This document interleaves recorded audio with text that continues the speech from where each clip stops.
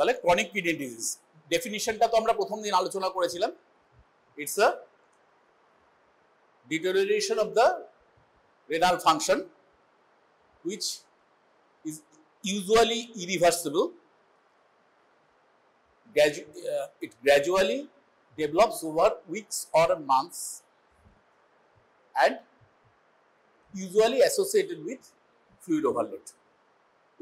May or may not be available with fluid overload. এই হচ্ছে chronic kidney disease. AKI এর সাথে তফাৎটা হচ্ছে এটা ইউজুয়ালি irreversible, AKI সাধারণত রিভার্সিবল হয়। AKI টা ডেজ অর উইকসে ডেভেলপ করে, এটাও ডেভেলপ করে ওভার মান্থস অর ইয়ার্স। আর কি এখানে ফ্লুইড ওভারলোড থাকতেও পারে, নাও থাকতে পারে। AKI তে ইউজুয়ালি ফ্লুইড ওভারলোড থাকে, একটা জেনারেলিস্ট ডিডিমা নিয়ে পেশেন্ট আসে। এখানে কিন্তু বেশিরভাগ পেশেন্টই সাধারণত ফ্লুইড ওভারলোড থাকে না, বিকজ এটা আস্তে আস্তে অনেকদিন ধরে একটু একটু করে ডেভেলপ করে।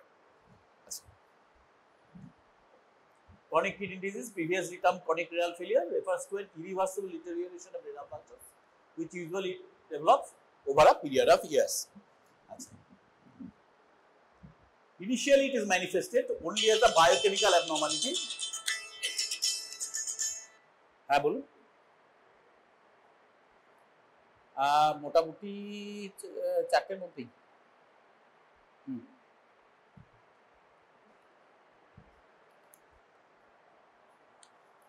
Eventually, loss of excretory, metabolic and endocrine functions of the kidney leads to clinical signs and symptoms of renal failure, which are collectively termed as uremia. 4 রকম কিডনি বেসিক্যালি 4 রকম ফাংশন বলেছিলাম। একটা হচ্ছে excretory activity, urea, creatine, ammonia এসব বার করে দেওয়া। আর কি fluid আর electrolyte balance, বাড়তি জল বার করে দেওয়া বা জল ধরে রাখা, তার সাথে সোডিয়াম, পটাশিয়াম ও অন্যান্য ইলেকট্রোলাইটস গুলোর ব্যালেন্সটা মেনটেন করা। থার্ড হচ্ছে এন্ডোক্রিনাল ফাংশনস। এন্ডোক্রিনাল ফাংশনস বলতে এরিথ্রোপয়েটিন, তারপর ভিটামিন ডি যে হোমিওস্ট্যাসিস সেটা মেনটেন করা, এগুলো। আর একটা হচ্ছে ভিটামিনস এন্ড মিনারেলস, এটা কি বলে ব্যালেন্সটা মেনটেন করা। আর একটা হচ্ছে হিমোডাইনামিক স্টেবিলিটিটা মেনটেন করা সারা শরীরে। যদি ক্রনিক কিডনি ডিজিজ থাকে বা কিডনি ইনজুরি থাকে, তাহলে যেহেতু ফ্লুইড ভলিউমটা ওঠানামা করে, তার জন্য কার্ডিওভাস্কুলার যে ব্যালেন্সটা থাকার কথা, ফ্লুইডের ব্যালেন্সটা, সেটা ঠিকঠাক মেনটেন হয় না, তাতে গন্ডগোল হয়ে যায়। তো যখন একটা সিকেডি প্রথম শুরু হয়, তখন তার শুধু বায়োকেমিক্যাল অ্যাবনর্মালিটিটা থাকে, মানে তার ইউরিয়া ক্রিয়েটিনটা বাড়তে শুরু করবে, অ্যামোনিয়া বাড়তে শুরু, এগুলো হবে। কিন্তু ইভেনচুয়ালি এর থেকে এন্ডোক্রিনাল ফাংশনসগুলো হতে শুরু করবে, এফেক্টেড হতে শুরু করবে। তাছাড়া fluid balance affected হতে শুরু করে। When death is likely without RRT, RRT means renal replacement therapy.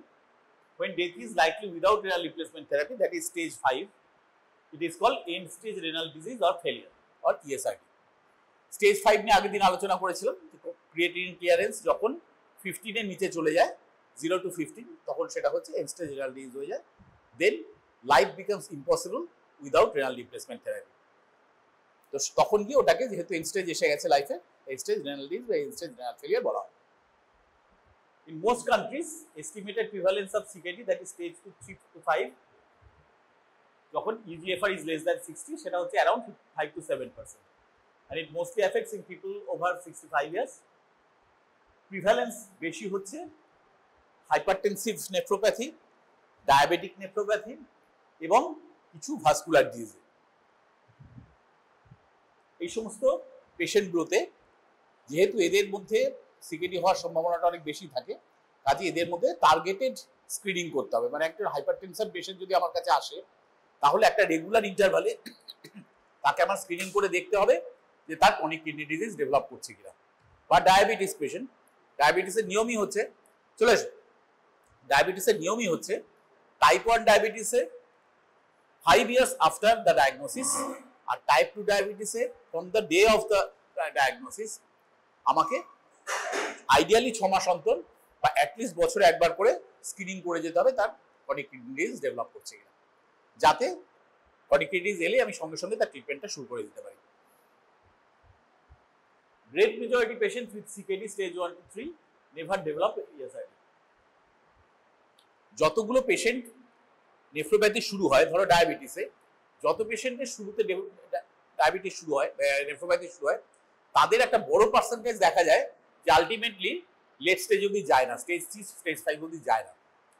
সেটা একদিক দিয়ে খুব ফরচুনেট, কারণ টোটাল ডায়াবেটিস পেশেন্টের যা পপুলেশন আমাদের দেশে তো বটেই, ওয়ার্ল্ড ওভারও, সেই পেশেন্টগুলো সবার যদি নেফ্রোপ্যাথি ডেভেলপ করতো এবং স্টেজ রেনাল ডিজিজ হতো, ইট উড বিকাম আনম্যানেজেবল। পৃথিবীর কোনো দেশের কোনো ইকোনমির সাধ্য নেই যে এত সিকেডি পেশেন্টের, স্টেজ রেনাল ডিজিজ পেশেন্টের রেনাল রিপ্লেসমেন্ট থেরাপি বা ডায়ালিসিসের ব্যবস্থা করে। পৃথিবীর কোনো ইকোনমির সাধ্য নেই। কাজে সবার যদি এটা হতো তাহলে খুব মুশকিল হয়ে যেত। ফরচুনেটলি সবার হয় না। দেখা গেছে যে আমাদের দেশে ডায়াবেটিক নেফ্রোপ্যাথি যাদের হয়, তাদের ধরো stage 4-এ when it becomes irreversible, তারপর আর পেশেন্টকে রিভার্স করা যায় না। স্টেজ 4 থেকে স্টেজ 5-এ মানে এন্ড স্টেজ রেনাল ডিজিজে যায় মাত্র 20% পেশেন্ট। মানে যে পেশেন্ট স্টেজ 4-এ আছে তার মধ্যে অনলি 20% পেশেন্ট, মানে 5 জনের মধ্যে একজন পেশেন্ট আলটিমেটলি স্টেজ 5-এ যাবে এবং তার ডায়ালিসিস দরকার হবে। কেন? তার অনেক কারণ আছে। তার একটা মেজর কারণ হচ্ছে এই সমস্ত পেশেন্টের বেশিরভাগই they die out of macrovascular complications, মানে সেরিব্রোভাস্কুলার অ্যাক্সিডেন্ট বা মায়োকার্ডিয়াল ইনফাকশন বা কোনো পেরিফেরাল লার্জ ভেন ডিজিজ থেকে পেশেন্টের কমপ্লিকেশনে পেশেন্ট মারা যাবে। সে কিডনি ফেলিওর হয়ে মারা যাওয়ার অবকাশ পাবে না, তার আগে অন্যভাবে মরে যাবে। তো এই হচ্ছে ব্যাপার যে only 20% will ultimately pass to ESR. Definition নিয়ে তো আগের দিন কথা হয়েছিল, সেটা নিয়ে নতুন করে যাচ্ছি না। ককক্রফট অ্যান্ড গল্ফ ফর্মুলা নিয়ে এটা করা হয়। ফর্মুলাটা মনে আছে হয়তো, 140 minus age into weight divide by 72 into serum creatinine. আর এর সাথে যদি ফিমেল হয় তাহলে 0.85 দিয়ে মাল্টিপ্লাই করতে হবে। সেই যে ভ্যালুটা, that is creatinine clearance rate and it corresponds two eGFR, estimated GFR, glomerular filtration rate. তার উপর ভিত্তি করে এই 5টা স্টেজ করা হয়। অ্যাবাভ 90 স্টেজ 1, সেখানে গ্লোমেরুলার ফিল্ট্রেশন রেটটা একটু বেশি থাকে। তারপর এটা কমতে শুরু করবে। স্টেজ 2 মানে 60 টু 89 বা 90, স্টেজ 3-এ 45 to 60, stage 3B 30 to 45, stage 4 হচ্ছে 15 টু 30, আর স্টেজ 5 হচ্ছে লেস দ্যান 15। এই হচ্ছে 5টা স্টেজ। এর সাথে যদি সিগনিফিক্যান্ট প্রোটিনিউরিয়া থাকে তাহলে পি যোগ করতে হবে, যদি তার একটা কিডনি ট্রান্সপ্লান্টেড থাকে অলরেডি তাহলে টি যোগ করতে হবে, আর যদি পেশেন্ট অলরেডি ডায়ালিসিস চলছে তাহলে ডি যোগ করতে হবে। এটা হচ্ছে ক্লাসিফিকেশন ফর্মুলাটা যেটা বললাম মুখে। আচ্ছা, what are the common cause of end stage renal failure? এটাতে ঠিক মানে ইনসিডেন্স ওয়াইজ নেই টেবিলটা। আমাদের দেশে ম্যাক্স কমনেস্ট কারণ হচ্ছে ডায়াবেটিস মেলাইটাস। এখানে 20 to 40% লেখা আছে। এটা ওয়েস্টার্ন বই, ডেভিডসনস টেক্সটবুক অফ মেডিসিন। ওদের ওখানে রিলেটিভ পার্সেন্টেজটা কম, আমাদের দেশে অনেক বেশি, এটা 60 to 70%। 60 to 70% of our end-stage renal disease patients are diabetic nephropathy। ঠিক আছে। নেক্সট কমন কি? হাইপারটেনশন, যেটা ওখানে 5 to 20% দেখাচ্ছে। আমাদের এখানেও মোটামুটি এরকম। রিফ্র্যাক্টরি হাইপারটেনশন কোনোদিন কন্ট্রোল ছিল না, আস্তে আস্তে নেফ্রোপ্যাথি ডেভেলপ করে গেছে। থার্ড কমনেস্ট কারণ কি? Glomerular diseases. গ্লোমেরুলার ডিজিজেসের মধ্যে ক্রনিক গ্লোমেরুলোনেফ্রাইটিস, আইজিএ নেফ্রোপ্যাথি, এগুলো। আরেকটা কি? Interstitial disease. Interstitial disease usually occurs due to some toxins and some drugs. ঠিক আছে। আর কি এর মধ্যে? রেনোভাস্কুলার ডিজিজ খুব কম ক্ষেত্রে হয়, ধরো রেনাল আর্টারি স্টেনোসিস আছে বা এই জাতীয় কিছু একটা আছে। কিছু কনজেনিটাল কারণে হতে পারে, অ্যালপোর্ট সিনড্রোম, তারপরে তোমার প্রেডাউলি সিনড্রোম বলে একটা রোগ আছে, এগুলোর জন্য হতে পারে। পলিসিস্টিক কিডনি ডিজিজের জন্য হতে পারে। এটা অতটা আনকমন নয়, পলিসিস্টিক কিডনি কিন্তু অনেক পেশেন্টে দেখা যায়। এইগুলো হচ্ছে ওভারঅল আমাদের ক্রনিক কিডনি ডিজিজের কারণ। ক্লিনিক্যাল ফিচার কি কি? ইনিশিয়াল যেটা বললাম যে বায়োকেমিক্যাল অ্যাবনর্মালিটি নিয়ে শুরু হবে, মানে তার রেজড ইউরিয়ান ক্রিয়েটিনিন লেভেল হবে। তার সাথে কি থাকবে? Frequently there will be hypertension, proteinuria or anaemia. এটা দিয়ে এটা হচ্ছে পেশেন্টের একটা টিপিক্যাল প্রেজেন্টেশন। জেনারেল সিমটমস কি হবে ক্লিনিক্যালি? যেহেতু ব্যাপারটা খুব স্লোলি প্রোগ্রেসিভ, সেহেতু প্রথম দিকে কিছুই বোঝা যাবে না, তুমি টেস্ট না করলে কিছুই বুঝতে পারবে না। সেটাই একটা মুশকিল, যে পেশেন্টের অন্য কোনো কারণে তুমি স্ক্রিনিং করছো না, তার ডায়াবেটিস আছে বা হাইপারটেনশন আছে, তুমি রুটিনে একটা স্ক্রিনিং করছো যে আছে কিনা দেখি আমি নেফ্রোপ্যাথি, কিন্তু যার সেসব কিছু নেই, ক্রনিক গ্লোমেরুলোনেফ্রাইটিস, সেরকম কোনো ফিচার নেই, তাকে তো তুমি টেস্ট করছো না। যখন তুমি দেখতে পাবে তার সিকেডি হয়েছে, তখন তার ডিজিজ অনেকটা ইয়ে গেছে, তখন আর তোমার বিশেষ কিছু করার নেই। ডিজিজটাকে কিওর করা আর তখন তোমার হাতে উপায় থাকবে না। যতদিন না জিএফআর লেস দ্যান 30 ml/min হয়ে যাবে, মানে যতদিন ওটা স্টেজ 3B তে নেমে আসছে, ততক্ষণ সেরকম ভাবে সিমটমস কিছু দেখা যায় না। এবং কিছু কিছু ক্ষেত্রে আরো কমে যাওয়া পর্যন্ত দেখা যায় যে কোনো সিমটম নেই। কি কি সিমটম? একটা হচ্ছে নকচিউরিয়া। নকচিউরিয়া হচ্ছে একটা খুব early symptom, due to loss of concentrating ability. নেফ্রনের যে proximal convoluted tubule, loop of Henle, distal convoluted tubule যেগুলো আছে, এখানে তো আমার রিঅ্যাবজর্পশন এবং কনসেন্ট্রেটিং ব্যাপারটা হয়। এবার যেহেতু পুরো জায়গাটাই অনেকটা তার এফিসিয়েন্সিটা অনেক কমে গেছে, সেহেতু কনসেন্ট্রেটিং এবিলিটিটা থাকছে না। যতটা জিনিস গ্লোমেরুলার ফিল্ট্রেশন হয়ে ঢুকেছে নেফ্রনে, তার বেশিরভাগটাই বেরিয়ে যাচ্ছে, সেই জলটা রিঅ্যাবজর্ব যে হয়ে যাওয়ার ব্যাপারটা থাকে সেটা থাকছে না। এই বেশি ভলিউম মানেই বেশি পেচ্ছাপ হবে, বেশি পেচ্ছাপ মানেই পেশেন্ট রাত্রেবেলাও বারবার পেচ্ছাপ করতে উঠবে, হুইচ ইজ নকচিউরিয়া। নকচিউরিয়া কাকে বলা হয়? বাই ডেফিনিশন, ঘুমিয়ে পড়ার পর একটা স্ট্যান্ডার্ড 7-8 ঘন্টার ঘুমে যদি 2 থেকে 3 বার পেশেন্ট পেচ্ছাপ করতে ওঠে, তাহলে সেটা হচ্ছে নকচিউরিয়া। এটা হচ্ছে one of the earliest symptoms of CKD. যখন জিএফআর 15 to 20 তে নেমে যাবে, মানে যখন সেটা স্টেজ 4 এ এসে গেছে, স্টেজ 4 মানে কত? 15 to 30, তখন symptoms and signs are common, এবং তখন অধিকাংশ বডি সিস্টেমে কিছু না কিছু অ্যাক্ট করতে শুরু করে। কি কি ফিচার্স দেখবো আমি? এগুলো হচ্ছে টিপিক্যাল ক্রনিক কিডনি ডিজিজের নন ফাংশন, মানে নন স্পেসিফিক ফিচার। ব্রেথলেসনেস থাকবে because of the anaemia that is associated with renal failure. পেশেন্টের খিদে থাকবে না, গা চুলকোবে, ওজন কমে যাবে, নশিয়া ভমিটিং হবে, শ্বাসকষ্ট হবে। আমরা পেশেন্টদের কি জিজ্ঞেস করি যে আপনার কি হাঁটাচলা করতে গেলে খুব দম লেগে যায়, শ্বাসকষ্ট এসে যায়, আপনার কি খিদে খুব কমে গেছে, অ্যানিমিয়া আছে কি নিয়ে আমি দেখতেই পাচ্ছি, গা চুল করছে কিনা, জেনারেলাইজ একটা পুরাইটাস হয়, ঠিক আছে। আর কি না, নশিয়া এন্ড ভমিটিং হয়, খিদে কমে যায়, নশিয়া এন্ড ভমিটিং হয়। পেশেন্ট টিপিক্যালি একটা হিস্ট্রি দেবে, আমার খুব গা পাক দিত, খিদে খুব কমে গেছে। আমার কতদিন হয়েছে? এই ধরুন 3-4 মাস। এই 3-4 মাস আমার একদম খেতে ইচ্ছে করছিল না, সবসময় গা পাক দিত, হাঁটতে গেলে মাথা ঘুরতো, একটু কিছু করতে গেলে দম লেগে যেত, শ্বাসকষ্ট হতো। এটা হচ্ছে একটা পেশেন্টের টিপিক্যাল প্রেজেন্টেশন। সব নন স্পেসিফিক, এগুলো তো যে কোনো রোগেই হতে পারে, কিন্তু এই সবগুলো জিনিস যখন একসাথে রয়েছে, তার সাথে একটা সিভিয়ার প্যালার রয়েছে, তার সাথে একটা প্রিডিসপোজিং কিছু তুমি ভাবছো, পেশেন্টটা খুব হাইপারটেনশন আছে, পেশেন্টটা ডায়াবেটিস ছিল, you can rest assured there has been chronic kidney disease in the end stage. Okay. With further deterioration in renal function, patients will suffer from hiccups. হেঁচকি উঠতে পারে, একটা ডিপ রেসপিরেশন হয় ডিউ টু মেটাবলিক অ্যাসিডোসিস, সেটাকে বলা হয় কুশমলস breathing. কুশমলস breathing অনেক সময় ছোট ছোট শর্ট নোট আসে, কি কি কারণে কুশমলস ব্রিদিং হতে পারে, ডেসক্রাইব কুশমলস ব্রিদিং। বা তুমি যখন লং কেস পরীক্ষা দিচ্ছ, ওরাল পরীক্ষা দিচ্ছ, এক্সামে তোমাকে বলতে পারে যে তুমি আমাকে দেখাও কুশমলস ব্রিদিং কিরকম, তুমি শো মি একদম, মানে খুব একটা ডিপ রেসপিরেশন মাঝে ফাঁক দিয়ে দিয়ে, মাঝে একটা ইন্টারভেল দিয়ে দিয়ে পেশেন্ট শ্বাস নিচ্ছে। কেন? ওই যে হাইপার ব্রিদিং করছে, তার থেকে ওর যে এগুলো রয়েছে, মানে মেটাবলিক অ্যাসিডোসিসের জন্য অ্যাসিডিক এন্ড প্রোডাক্ট যেগুলো রয়েছে ব্লাডে, সেগুলো ওয়াশ আউট হয়ে যাচ্ছে। আর কি হতে পারে? রিয়ারলি মাসেল টুইচিং হতে, আমাদের যেমন চোখের পাতা লাফায়, হাতে এরকম অনেক সময় টুইচিং হয় মাসেলে, সেই জিনিসগুলো হতে পারে। রেয়ারলি ফিটস হতে পারে, কনভালশনস হতে পারে, পেশেন্ট শেষের দিকে একদম ঝিমিয়ে যেতে পারে, পেশেন্ট কোমায় চলে যেতে পারে ডিউ টু মেটাবলিক এনকেফালোপ্যাথি। একটা অ্যাডভান্স ক্রনিক কিডনি ডিজিজে কি কি ফিজিক্যাল সাইন আমরা দেখতে পেতে পারি? জাস্ট ওপর থেকে দেখতে শুরু করো। জুগুলাস ভেনাস প্রেশারটা রেজড হয়ে যেতে পারে ডিউ টু ফ্লুইড ওভারলোড। যে সমস্ত পেশেন্টের ফ্লুইড ওভারলোড থাকবে, ইডিমা থাকবে, তাদের জেবিপিটা রেজড হবে। পেরিকার্ডিয়াল ট্যাম্পোনার হতে পারে, কারণ যদি ফ্লুইড ওভারলোডের জন্য পেশেন্টের পেরিকার্ডিয়াল ইফিউশন থাকে, তার জন্য পেরিকার্ডিয়াল ট্যাম্পোনেট হয়ে সুপারফিশিয়াল ভেনা বা ইনগজ হয়ে থাকবে, তার থেকে জুগুলাস ভেনাস প্রেশারটা রেজ হয়ে থাকবে। আর কি, যদি আমি বিপি কাফ মেপিয়ে জড়িয়ে আমি ওর প্রেশারটা দেখি, তাহলে দেখবো যে পালসাস প্যারাডক্সাস পাওয়া যাচ্ছে। যদি পেশেন্ট অলরেডি ডায়ালিসিসে থাকে, তার যদি পেরিটোনিয়াল ডায়ালিসিস হয়ে থাকে, আগের দিন বললাম পেরিটোনিয়াল ডায়ালিসিস সম্বন্ধে ছোট কয়েক কথা বলেছিলাম, সেক্ষেত্রে তার এখানে একটা পেরিটোনিয়াল ডায়ালিসিসের ক্যাথিটার ইমপ্ল্যান্ট করা থাকে, সেটা তুমি দেখতে পেতে পারো।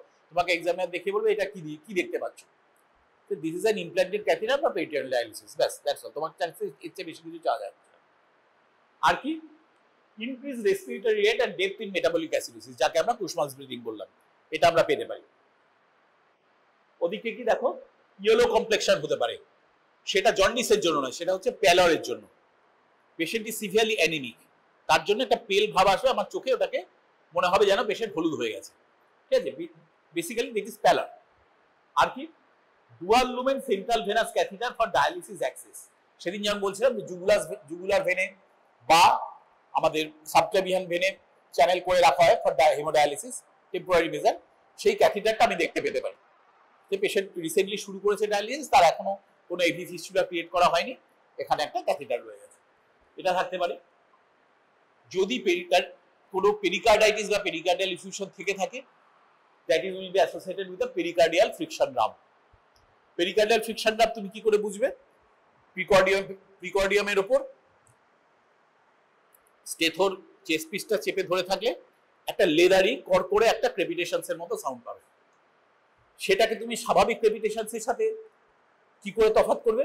পেশেন্টকে ব্রেথ হোল্ড করতে বলবে, যদি ব্রিদিং এর জন্য ক্রেপস হতো সেটা বন্ধ হয়ে যাবে, আর হার্টবিটটা বন্ধ হবে না, হার্টবিট সমানে হতে যাচ্ছে, সেক্ষেত্রে যদি পেরিকার্ডিয়াল রাব হয় তাহলে সেই শব্দটা হতে থাকবে, বন্ধ হবে না।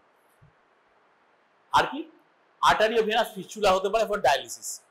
যদি পেশেন্টের অলরেডি হেমোডায়ালিসিস স্টার্ট হয়ে গিয়ে থাকে, তাহলে তার হাতে এখানে বা এখানে আমি একটা আর্টিফিশিয়াল আর্টারিওভেনাস ফিস্চুলা দেখতে পেতে পারি।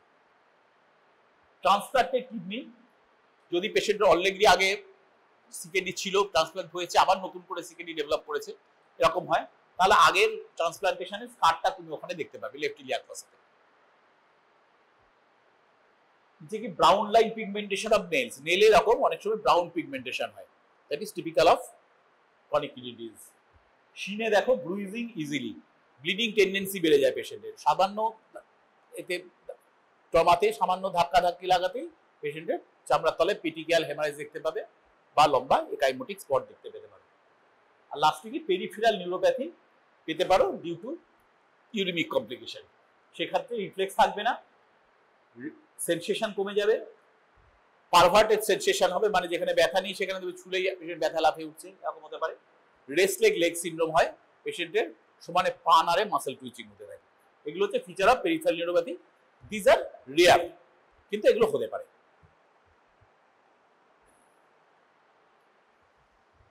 ইমিউন ডিসফাংশন হতে পারে পেশেন্টের কিরকম? Because of impairment of both cellular and humoral immunity in advance CKD. Both B cell mediated immunity and T cell mediated immunity দুটোই অ্যাফেক্টেড হয়ে যাবে। ইনক্রিজ সাসেপ্টিবিলিটি টু ইনফেকশনস, সেটা হচ্ছে second commonest cause of death of dialysis. ডায়ালিসিসের commonest cause of death হচ্ছে কি? Stroke. পেশেন্টের cerebral haemorrhage হয়ে যেতে পারে বা অ্যাকুট মায়োকার্ডিয়াল ইনফারকশন হতে পারে ডিউ টু হাইপোটেনশন, এটা হচ্ছে কমনেস্ট কজ অফ ডেথ। কিন্তু second commonest cause of death কি হতে পারে, হচ্ছে কি না ইনফেকশনস। ইনফেকশন হচ্ছে due to this reduced immunity. Infections are mostly associated with access devices, মানে যে ক্যাথিটারগুলো আমি ঢুকিয়ে রেখেছি, জুগুলার অ্যাক্সেস বা সাবক্লাভিয়ান অ্যাক্সেস যেটা আছে, বা আমার ফিমোরাল অ্যাক্সেস করে রেখেছি, এইগুলো যেহেতু ইন্ডোয়েলিং বহুদিন ধরে রাখা আছে, একটা মেজর ভেসেলের মধ্যে ঢুকিয়ে রাখা আছে, কাজে এখান থেকে সবসময় একটা ইনফেকশন হয়ে যাওয়ার চান্স থাকে। এটা হচ্ছে কমনেস্ট কজ। কিন্তু অন্য সিভিয়ার ইনফেকশন থেকে, যেমন একটা নিউমোনিয়া থেকেও বা একটা সিভিয়ার ইউটিআই থেকেও পেশেন্টের ডেথ হয়ে যেতে পারে, because the patient's immunity is very low. Haematological complications কি কি হতে পারে? পেশেন্টের ব্লিডিং টেন্ডেন্সি বেড়ে যাবে, both mucosal bleed and ecchymotic bleed. Ecchymotic bleed মানে স্কিন হেমারেজ গুলো হয় সাধারণত প্লেটলেট ডিসফাংশনের জন্য, আর মিউকোজাল হেমারেজ যেগুলো মানে আমার এপিস্ট্যাক্সিস বলো, আমার হেমাটোমেসিস বলো, বা হিমোপটিসিস বা হেমাচুরিয়া বা হেমাটোকেজিয়া, যেটা ব্লিডিং পার রেক্টাল আর কি, এইগুলো সব হচ্ছে মিউকোজাল মেমব্রেন হেমারেজ। এগুলো হয় due to coagulation factor abnormalities. আর স্কিনে যে হেমারেজ গুলো হয়, এমনি পেটিকিয়াল হেমারেজ বা একটা একাইমোসিস চামড়ার তলায় হয়ে আছে, বা একটা জয়েন্টের মধ্যে হিমাথ্রোসিস হয়ে আছে, এইগুলো হচ্ছে ডিউ টু প্লেটলেট ডিসফাংশন। এই সবগুলোই এক্ষেত্রে হতে পারে because of bleeding tendency increased, impairment of platelet function and prolonged bleeding time which is partially corrected by dialysis. Dialysis শুরু হওয়ার পর এগুলো অনেকটা ঠিক হয়ে যায়। Anaemia is very common. কেন অ্যানিমিয়া হয় পরে আসছি। যদি chronic kidney disease due to polycystic kidney, সেক্ষেত্রে কিন্তু অনেক সময় অ্যানিমিয়াটা থাকে না, কারণ পলিসিস্টিক কিডনি ডিজিজের সাথে অনেক সময় পলিসাইথিমিয়া অ্যাসোসিয়েটেড থাকে। কজেস অফ অ্যানিমিয়া কি, এটা খুব ইম্পর্টেন্ট, এটা মনে রাখতে হবে। এটা তোমাকে এমসিকিউ কোশ্চেনও আসতে পারে পরীক্ষায়, বা তোমাকে ওরালিও জিজ্ঞেস করতে পারে, ইট ইজ ভেরি কমন। কেমন? মেইনলি 5টা কারণ। 1 নম্বর হচ্ছে পেশেন্টের লাস্ট পয়েন্টটা হচ্ছে প্রথম কথা, reduce intake, absorption and utilisation of dietary iron. যে আয়রন তোমার ডায়েটে আছে সেটা অ্যাবজর্ব করার মতো, তাকে অ্যাসিমিলেট করার মতো তোমার মিউকোজাল মেমব্রেনটা ক্যাপেবল থাকছে না, শরীরে আয়রন ঢুকছেই কম। সেকেন্ড কি, ডেফিসিয়েন্সি অফ এরিথ্রোপয়েটিন। এরিথ্রোপয়েটিনটা জানো, যদি হিমোগ্লোবিন সিনথেসিসটা যদি মনে থাকে, যেটা বায়োকেমিস্ট্রিতে পড়েছিলেন, একদম শেষ দিকে একটা স্টেজে erythropoietin is important for forming the him. Erythropoietin না থাকলে সেই হিম ফর্মেশনটা ফাইনালি হবে না, কাজে হিমোগ্লোবিন হবে না। সুতরাং ক্রনিক কিডনি যত প্রোগ্রেস করবে, due to loss of normal renal tissue, আস্তে আস্তে এরিথ্রোপয়েটিন সিক্রেশন কমে যাচ্ছে, তার জন্য হিম সিক্রেশন কমে যাচ্ছে, হিম সিনথেসিস কমে যাচ্ছে, তার জন্য হিমোগ্লোবিন কমে যাচ্ছে। এটা হচ্ছে দ্বিতীয় কারণ, which is the second most important cause. Third কি, যেটুকু হিমোগ্লোবিন এবং এরিথ্রোসাইট আমার ফর্ম রয়েছে, তাদেরও সার্ভাইভালটা কমে গেছে। 120 দিন আরবিসিটা টিকবে না, তার অনেক আগেই নষ্ট হয়ে যাবে। এটা যে কোনো ক্রনিক, সিভিয়ার ক্রনিক ডিজিজেই হয়, একটা হাইপোথাইরয়েডিজমেও হবে, একটা রিউমাটয়েড আর্থ্রাইটিসও হবে, যে কোনো ক্রনিক ডিজিজে, সিভিয়ার ক্রনিক ডিজিজেই রেড সেল সার্ভাইভাল কমে যায়, সেই রকম এখানেও কমে যায়। 3 নম্বর হলো, 4 কি, toxic effects of uraemia on narrow precursor cells. ইউরিমিয়ার জন্য যে ইউরিয়া, ক্রিয়েটিনিন, অ্যামোনিয়া বা অন্যান্য লেসার নোন যে সমস্ত টক্সিনগুলো রক্তে ঘুরে বেড়াচ্ছে, সেইগুলো ম্যারোতে যে প্রিকারসার সেলগুলো আছে আরবিসি, সেগুলোকে ডিপ্রেস করে দেয়, যার ফলে প্রপার হিমোটোপোয়েসিস হতে পারে না। Finally, increase blood loss due to capillary fragility and poor platelet function. Capillary ফ্লেজিলিটির জন্য স্কিনের তলায় বিভিন্ন সময় বিভিন্ন জায়গায় ব্লিডিং হতে থাকে, তার জন্য অনেক ব্লাড লস হয়। পুয়ার প্লেটলেট ফাংশনের জন্য ব্লিডিং হয়, যেটা আগে আমরা বললাম, তার জন্য হয়। আরেকটা কথা এখানে লেখা নেই, সেটা যে ডিউ টু ফ্রিকোয়েন্ট প্রসিজিয়ার্স অনেক ব্লাড লস হয়। বারবার আমরা ব্লাড টেস্ট করেছি, প্রত্যেকবার যখন ডায়ালিসিস করা হচ্ছে, নিডল ঢোকাতে বার করতে গিয়ে সামান্য হলেও তো ব্লাড লস হচ্ছে। তো এইগুলো করেও কিন্তু অনেকখানি ব্লাড লস পেশেন্টটা হতে থাকে। এই সব কারণ মিলে পেশেন্টের অ্যানিমিয়া হয়। তোমাকে কোশ্চেনটা এরকম ভাবে দিতে পারে যে একটা এমসিকিউ পরীক্ষায়, all are causes of anaemia in chronic kidney disease except, বলে এর মধ্যে থেকে 3টে দিল, আর একটা অন্য কিছু দিয়ে দিল। দুটো ভিটামিন B12 ডেফিসিয়েন্সি দিয়ে দিল। এখানে ভিটামিন B12 ডেফিসিয়েন্সি প্রবাবলি কোনো ব্যাপার নেই, কাজে that will be the answer. বাকি 3টে এই লিস্ট থেকে তোমাকে দিয়ে দিল। Electrolyte abnormalities and metabolic acidosis হয়। কি কি? ফ্লুইড রিটেনশন হতে পারে, যেটা মাইল্ডার ডিজিজে প্রথম দিকে অনেক বেশি হয়, অনেক জল শরীরে জমে যাচ্ছে। Sometimes episodic pulmonary oedema, patient যখন বিশেষ করে রাতে যখন শুয়ে থাকে, তার ফুসফুসগুলোতে, লাংগুলোতে জল জমে যাচ্ছে, সেটা হচ্ছে পালমোনারি এডিমা। পেশেন্টের শ্বাসকষ্ট হয়, পেশেন্ট চিত হয়ে ঘুমোতে পারে না, অস্বস্তি হয়, একটু 30 ডিগ্রি কি 40 ডিগ্রি তাকে ইনক্লাইন্ড হয়ে শুতে হয়, না হলে সাথে শ্বাসকষ্ট হয়, ঘুমোতে পারে না। Some patients with tubulointerstitial disease can develop salt wasting disease, may need high water and sodium retention intake, and acidosis is common. এগুলো হচ্ছে বায়োকেমিক্যাল অ্যাবনর্মালিটিস। এন্ডোক্রিন ফাংশনে কি কি হয়, যেটা আমরা তখন বলছিলাম, একটা হচ্ছে হাইপোগোনাডিজম হতে পারে, পেশেন্টের হাইপোপ্রোল্যাক্টিনিমিয়া হয়, হাইপারপ্রোল্যাক্টিনিমিয়া হয়। হাইপারপ্রোল্যাক্টিনিমিয়ার জন্য কি হয়, there is hypogonadism and loss of libido in both the sexes. And half-life of insulin is prolonged due to reduced tubular metabolism. Insulin যেটা আমার ব্লাডে, নেফ্রনে আসছে, সেটা রিঅ্যাবজর্ব হয় ফ্রম দ্য নেফ্রন। এক্ষেত্রে যেহেতু নেফ্রন বা টিউবুলার ওয়ালটা ঠিকমতো কাজ করছে না, কাজেই some of the insulin is lost in the urine. সুতরাং this leads to insulin resistance and reduced appetite. Hence, insulin requirement is unpredictable in advanced CKD. এটা একটা খুব প্রবলেম। যে পেশেন্ট, একটা সাধারণ ডায়াবেটিস পেশেন্ট, তাকে আমি কতটা ইনসুলিন কখন দেবো, তার আমার একটা নির্দিষ্ট হিসেব আছে। আমি একটা অ্যালগরিদম অনুযায়ী তাকে দিনে 3 বার বা 4 বার যেমন করে একটা ইনসুলিনটা দিতে পারি। এর ক্ষেত্রে কি হবে, সিকেডি পেশেন্টে যেহেতু তার ইনসুলিনের লেভেলটা ইজ ইরাটিক, কোনো সময় সেটা ঠিকঠাক রিঅ্যাবজর্পশন হচ্ছে, কোনো সময় সেটা নেফ্রন দিয়ে, কিডনি দিয়ে লস হয়ে যাচ্ছে খানিকটা, যার ফলে কি লেভেল থাকবে ইনসুলিনের সবসময় ব্লাডে, সেটা ফিক্স থাকছে না, এক এক সময় এক এক রকম হয়ে যাচ্ছে। সেটা আমি কখন কতটা দেবো সেটা আমার হাতে সবসময় ফিক্স থাকবে না। নিউরোলজিক্যাল আর মাসেল ফাংশন কি কি হয়? জেনারেলাইজ মায়োপ্যাথি হতে পারে due to poor nutrition, due to hyper parathyroidism, due to vitamin D deficiency and due to dyselectrolytaemia. এর সাথে মাসেল ক্র্যাম্পস হতে পারে, রেস্টলেস লেগ সিনড্রোম হতে পারে যেটা আগে বললাম, সেন্সারি অ্যান্ড মোটর নিউরোপ্যাথি হতে পারে।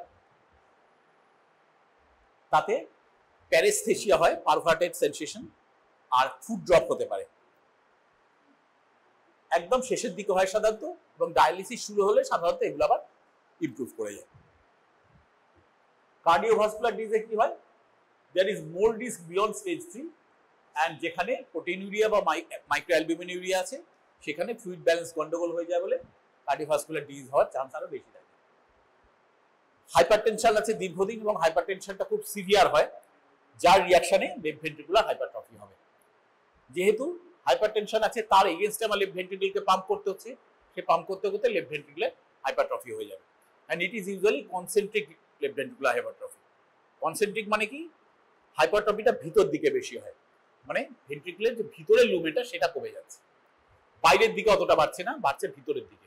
এতটা লুমেন ছিল, মাসেলটা বড় হতে হতে হতে ভিতরের লুমেনটা ছোট হয়ে গেল, এটাকে বলে কনসেন্ট্রিক লেফট ভেন্ট্রিকুলার হাইপারট্রফি। হতে পারে পেরিকার্ডাইটিস বা পেরিকার্ডিয়াল ট্যাম্পোনার হতে পারে, বা কনস্ট্রিকটিভ পেরিকার্ডাইটিস হতে পারে।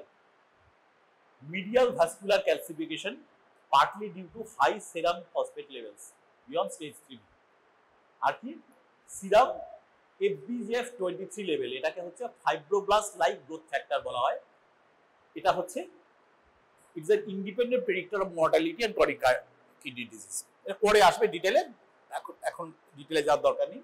যত ক্রনিক কিডনি ডিজিজ প্রোগ্রেস করে তত তার রিয়াকশনে মাসেলগুলোতে এই FGF23টা বেশি বেশি সিক্রেটেড হতে থাকে। কাজে ব্লাডে FGF23 লেভেল দেখে আমরা ক্রনিক কিডনি ডিজিজ কতটা প্রোগ্রেস করেছে সেটা অ্যাসেস করতে পারি। এই ছবিটা একটু দেখে নাও, এটা আমি ডিটেইলে কিছু যাচ্ছি না। রেনাল অস্টিওডিস্ট্রফি ইজ ভেরি ইম্পর্টেন্ট, ঠিক আছে? রেনাল অস্টিওডিস্ট্রফি থেকে তোমাদের পরীক্ষায় কোশ্চেন আসতে পারে, 4-5 নম্বর হয়তো একটা কোশ্চেন দিতে পারে যে calcium, the abnormalities of calcium and vitamin D metabolism leading to osteogenic abnormalities, এটা হচ্ছে রেনাল অস্টিওডিস্ট্রফি। কিরকম? আমি ছবিটা জাস্ট ছোট্ট করে একটু এক্সপ্লেন করে দিই। সেটা হচ্ছে ভিটামিন ডি কি করে? কোলেক্যালসিফেরল। কোলেক্যালসিফেরল যখন আমরা খাই সেটাতে একটা ইনঅ্যাক্টিভ ফর্মে আসে, সেটা প্রথমে 25 হাইড্রক্সিলেশন হয়, তারপর 125 ডাইহাইড্রক্সিলেশন হয়। 25 হাইড্রক্সিলেশনটা কোথায় হয়? লিভারে। এবার হলো কিডনিতে এসে ওটা 125 ডাইহাইড্রক্সিক্যালসিফিকেশন হওয়ার কথা, কিডনি আমার নর্মাল কাজ করছে না, কিডনির ম্যাক্সিমাম অ্যাক্টিভ মাসটা লস্ট হয়ে গেছে। তার মানে আমার যতটা 125 ডাইহাইড্রক্সিলেশন হওয়ার কথা ছিল হচ্ছে না, যার ফলে আমার অ্যাক্টিভ ভিটামিন ডির পরিমাণটা অনেক কমে যাচ্ছে শরীর। ভিটামিন ডির কাজটা কি? গাটে ক্যালসিয়ামটাকে অ্যাবজর্ব করে দেওয়া, সেটাকে বসিয়ে দেওয়া বিভিন্ন জায়গায়, এবং বোন থেকে ক্যালসিয়ামটা মানে বোনে ক্যালসিয়ামটাকে জমিয়ে দেওয়া। এবার গাটে যদি এই অ্যাক্টিভ ভিটামিন ডি যদি না থাকে বা কম থাকে, তাহলে গাটে অ্যাবজর্পশনটা ঠিক মতো হচ্ছে না। যত ক্যালসিয়াম অ্যাবজর্পশন কম হবে তত আমার হাইপোক্যালসিমিয়া হবে, মানে ব্লাডে ক্যালসিয়াম কমে যাচ্ছে। আমাকে ব্লাডে ক্যালসিয়াম লেভেল নর্মাল রাখতেই হবে। তখন তার জন্য কি হবে? তখন parathyroid will take over. Parathyroid কি করবে? বেশি বেশি প্যারাথরমোন বার করতে শুরু করবে। এই যে stimulation of parathyroid glands leading to hyperplasia, parathyroid গ্ল্যান্ডগুলো হাইপারপ্লেসিয়া হয়ে গেল, সেখান থেকে বেশি বেশি প্যারাথরমোন বেরোতে লাগলো। প্যারাথাইরয়েড হরমোন 3 গুণ 4 গুণ অব্দি সাইজ হয়ে যেতে পারে বেড়ে। যে প্যারাথরমোন বেরোলো সে কি করছে? বোন থেকে ক্যালসিয়াম রিঅ্যাবজর্ব করে দিচ্ছে, করে ক্যালসিয়াম এনে রক্তের মধ্যে ফেলছে যাতে রক্তে ক্যালসিয়ামের লেভেলটা নর্মাল থাকে। এই জিনিসটা একটা লেভেল অব্দি চলতে থাকবে। এই সময় ওই FGF23টা বোন থেকেও বেরোবে। এরও কাজ হচ্ছে ওই 25 হাইড্রক্সিলেশন 125 ডাইহাইড্রক্সিলেশন ব্যাপারটাকে একটু রেগুলারাইজ করা। এই জিনিসটা খানিকটা স্টেজ অব্দি চলবে, তারপরে একটা স্টেজ হবে যত ডিজিজটা প্রোগ্রেস করবে তত এটা আর এই ইকুইলিব্রিয়ামটাকে আর মেনটেন করতে পারবে না। তখন কি হবে? FGF23 লেভেল বাড়তে থাকবে আরো বেশি, ক্যালসিয়াম আরো বেশি বেশি করে বনে বেরোতে থাকবে, তার ফলে কি হবে? বনে ক্যালসিয়াম কমে যাবে। which is called osteitis fibrosa cystica. অস্টিয়াইটিস মানে বোনের ইনফ্লামেশন, ফাইব্রোজা কারণ ওটা ফাইব্রাস হয়ে যাচ্ছে, ওর থেকে ক্যালসিয়াম কমে যাচ্ছে, সিস্টিকা কারণ ওটা একটা সিস্টিক অ্যাপিয়ারেন্স হয়েছে, বোনগুলো চলে চলে গিয়ে ওটাকে একটা সিস্টিক অ্যাপিয়ারেন্স হয়ে যাচ্ছে। Osteitis fibrosa cystica, that is there is increased osteoclastic bone resorption and বোন ফর্মেশন। বা সারা শরীরে এগুলো হবে। যে জায়গাগুলো আমার ওয়েট বিয়ারিং এরিয়া, মানে ধরো লাম্বার ভার্টিব্রা, আমার পেলভিস, আমার স্যাক্রাম, এগুলো তো ওয়েট বিয়ারিং এরিয়া। এই জায়গাগুলো বোন যত দুর্বল হয়ে যাবে তত পেশেন্টের ব্যথা হবে, ব্যাকেক শুরু হয়ে যাবে, একটা সময় সিভিয়ার ব্যাকেক হবে, পেশেন্ট বেন্ড করতে পারবে না, পেশেন্ট সাইড বেন্ডিং করতে গেলে ব্যথা হবে, এগুলো হতে থাকবে। তো এইটা হচ্ছে প্রথমে প্রাইমারি হাইপার প্যারাথাইরয়েডিজম, যখন ক্যালসিয়াম কমে যাওয়া এখান থেকে প্যারাথর্মোন বেশি বেশি বেরোচ্ছে। তারপর কি হবে? সেকেন্ডারি হাইপার প্যারাথাইরয়েডিজম হবে বা সিউডো হাইপোপ্যারাথাইরয়েডিজম। এই সিউডো হাইপোপ্যারাথাইরয়েডিজমটা কি? একটা স্টেজে এই যে প্যারাথর্মোনটা বেশি বেশি বেরোচ্ছিল এটার উপর আর কোনো কন্ট্রোল থাকবে না। এতক্ষণ অব্দি ক্যালসিয়াম যত কম ছিল প্যারাথর্মোন তত বেশি বেরোচ্ছিল, এটা একটা ফিডব্যাক মেকানিজমের উপর হচ্ছিল। তখন এটা হচ্ছে প্রাইমারি হাইপার প্যারাথাইরয়েডিজম। একটা স্টেজে গিয়ে এটার উপর আর কোনো কন্ট্রোল থাকবে না, তখন প্যারাথাইরয়েড নিজে নিজেই প্রচুর বেশি বেশি বের করতে থাকবে। এটা এগুলো অটোনিমিউন কারণে হতে পারে বা এই সম্পূর্ণ অটোলোগাস ভাবে বের করতে পারে, সেটাকে বলে সিউডো হাইপার প্যারাথাইরয়েডিজম। আরেকটা ব্যাপার কি আছে? সিউডো হাইপার প্যারাথাইরয়েডিজম প্যাথোলজিতে পড়বে। সিউডো হাইপার প্যারাথাইরয়েডিজম মানে কি?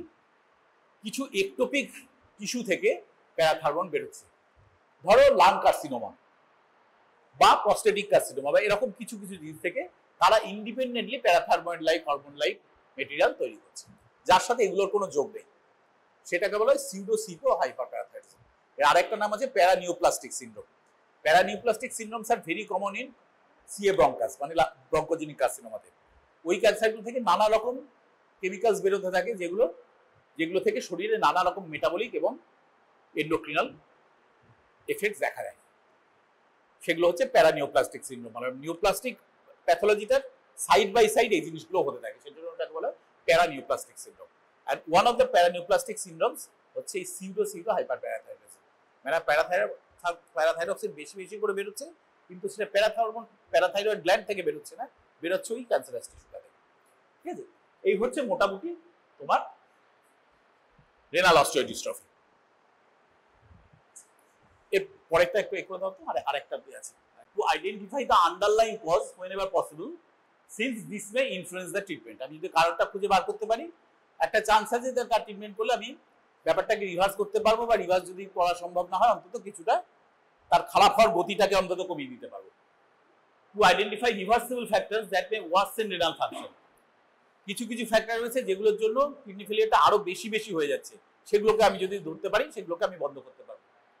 যেমন ধরো পেশেন্টের একটা ইউরিনারি ট্র্যাক্ট ইনফেকশন হচ্ছে, এই ইউটিআই এর জন্য তার সিকেডিটা বেশি এক্সাসারবেট করে যাচ্ছে। আমি ইউটিআইটাকে যদি কন্ট্রোল করতে পারি তাহলে হয়তো অতটা ইউরিনিয়া থাকবে না, একটু কম কম হবে। যদি নেফ্রোটক্সিক ড্রাগ কিছু পায় পেশেন্ট একটা অ্যামিনোগ্লাইকোসাইড পাচ্ছে, বা পেশেন্ট একটা এনএসএআইডি পাচ্ছে, বা কিছু কিছু অ্যান্টি হাইপারটেনসিভ আছে যেগুলো নেফ্রোটক্সিসিটি আছে, সেইগুলোকে যে আমি খুঁজে পাই তার ড্রাগ লিস্ট থেকে যে হ্যাঁ এই পেশেন্ট এইগুলো পাচ্ছে, আমি সঙ্গে সঙ্গে সেগুলো বন্ধ করবো। বন্ধ করলে সেই ফ্যাক্টরটা চলে গেলে ওর একটু রিলিফ হবে। To screen for complications of CKD, for example anaemia and renal osteodystrophy, এগুলো যদি আমরা খুঁজে পাই, এগুলো আমরা যত আর্লি ইন্টারভেনশন করবো তত এগুলোর জন্য পেশেন্টের মরবিডিটিটা কম হবে। আর কি? To screen for severe risk factors. আমি প্রথমেই বললাম এন্ড স্টেজ রেনাল ডিজিজে কমনেস্ট কজ অফ ডেথ হচ্ছে কার্ডিওভাস্কুলার ডিজিজ। পেশেন্টের স্ট্রোক হয়ে মারা যাবে, ব্রেন স্ট্রোক হতে পারে, হার্ট স্ট্রোক হতে পারে, বা পেরিফেরাল ভেনাস ডিজিজ থেকে হতে পারে। সেইগুলো কোনো রিস্ক ফ্যাক্টর রয়েছে কিনা আমি দেখবো। কিরকম রিস্ক ফ্যাক্টর? তার যদি প্রচুর হাই কোলেস্টেরল থাকে, প্রচুর হাই ট্রাইগ্লিসারাইড রয়েছে, আমি সেগুলোকে কন্ট্রোল করবো, because this are risk factors for any sort of stroke. Recommended investigation sir কি কি? প্রথমে ইউরিয়া ক্রিয়েটিনিন, ওটা তো করতেই হবে। তারপর কি urine analysis and quantification of protein urea, এটা থেকেও আমরা তার স্টেজিংটা করতে পারবো। ইলেকট্রোলাইটস দেখবো আমরা সোডিয়াম পটাশিয়াম। রেনাল অস্টিওডিস্ট্রফি দেখার জন্য আমরা ক্যালসিয়াম ফসফেট, 25 হাইড্রক্সি ডি3, প্যারাথর্মোন এগুলো দেখবো। অ্যালবুমিন দেখবো তার জেনারেল নিউট্রিশনটা লেভেলটা কিরকম আছে সেটা বোঝার জন্য। ফুল blood count, that is iron, folate, vitamin B12 এগুলো দেখতে হবে।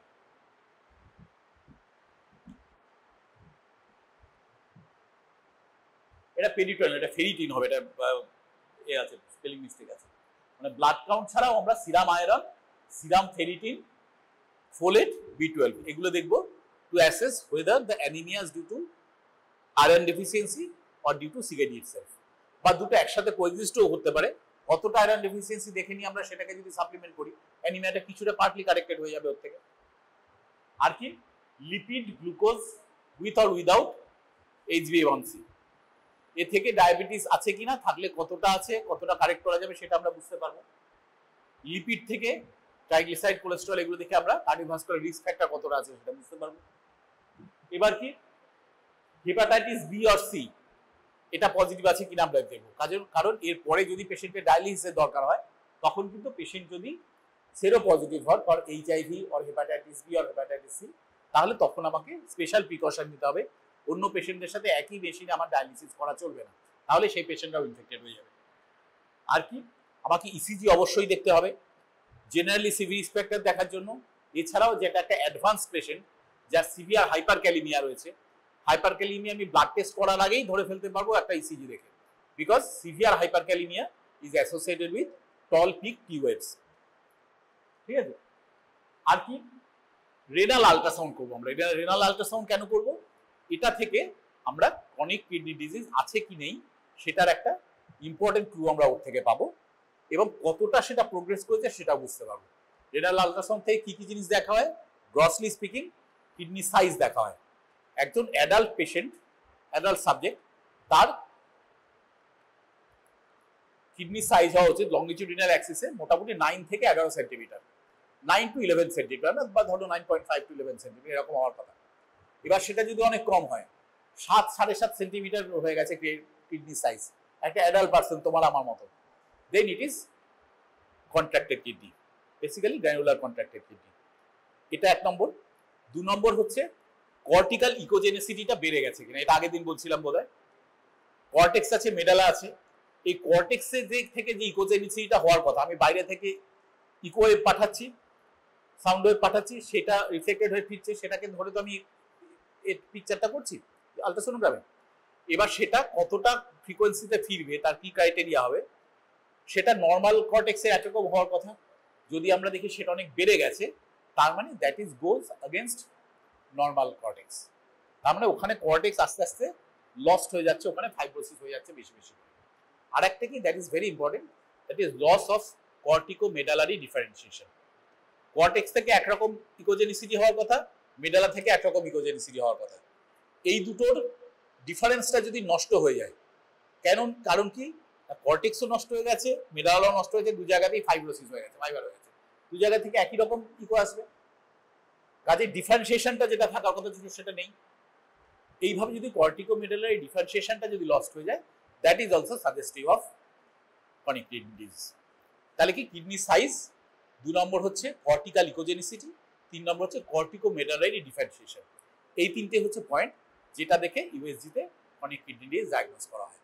দিস ইজ ভেরি ইম্পর্টেন্ট, কারণ আমরা কমিউনিটিতে যত সিকেডি পেশেন্ট দেখি একদম শেষ হয়ে যায়নি, মাঝামাঝি একটা লেভেলে আছে, তাকে স্ক্রিন করার one of the easiest methods হচ্ছে আল্ট্রাসোনোগ্রাম দেখা ইন অ্যান এক্সপিরিয়েন্সড সোনোলজিস্ট, যিনি জানবেন ওই ইকোজেনিসিটি বেড়েছে না কমেছে, এটা পুরোপুরি সাবজেক্টিভ।